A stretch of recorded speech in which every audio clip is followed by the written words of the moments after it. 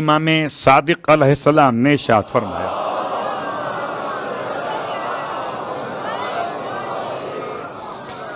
ارشاد فرماتے ہیں مجھے تعجب اس شخص پر ہے کہ جو پریشانی میں مشکلات میں گرفتار ہو اور یہ آیت بھول جائے،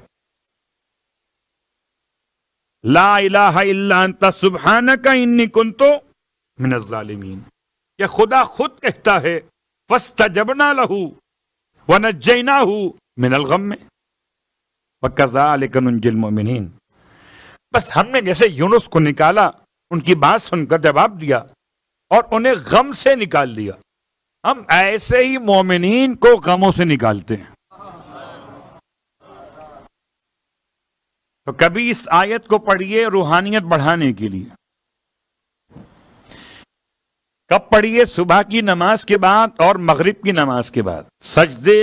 میں سر رکھتے ہوئے 40 مرتبہ صبح، 40 مرتبہ شام،